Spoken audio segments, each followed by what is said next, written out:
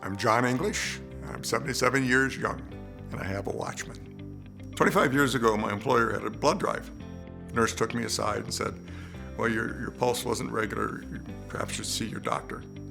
Saw the doctor, and he immediately could see that I was in AFib. He also let me know one of the biggest risks that I had to worry about was the risk of stroke. It's clotting of the blood due to the AFib, which will cause a stroke.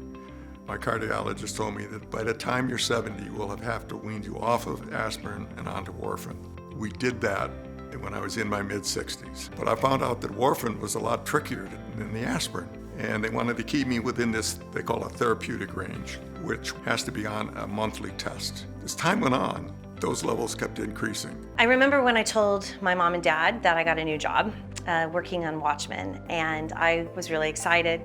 And what got me excited is they kept on asking more questions and really detailed questions about WATCHMAN. And I thought they were really interested in me, but I found out they were really interested in WATCHMAN. And then things just took off from there. As soon as I found out that there is something now that I can still reduce the risk of stroke and not have the risk of bleeding, that's what I wanted. On my next visit to my cardiologist in February, I let her know that I wanted one. She said yes, that he can have the procedure, and then we were on the road of him getting scheduled.